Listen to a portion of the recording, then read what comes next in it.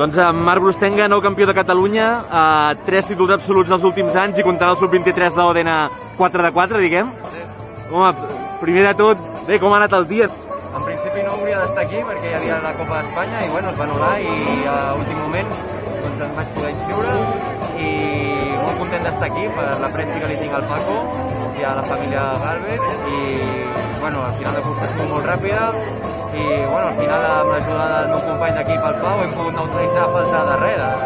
L'última curva, els 4 escapats que hi havia i llançar l'esprint ja i la veritat que molt bé.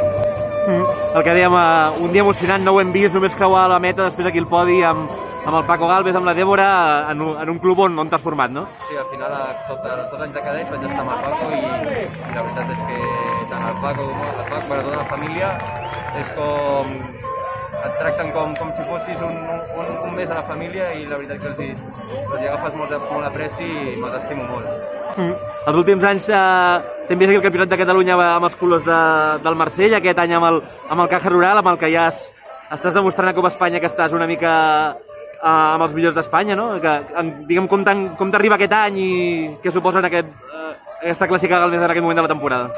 Bueno, la veritat que molt bé, al final ara venia d'unes 2 carreres que estava una mica malament per tema d'al·lèrgia i asma i la veritat que bueno, m'ha anat bé per tornar a tindre les sensacions bones i poder estar al davant i seguir en la dinàmica que havíem començat l'any.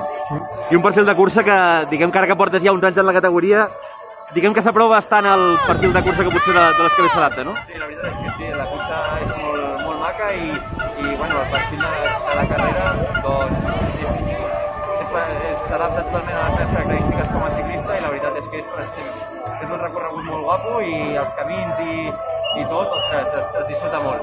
Perfecte.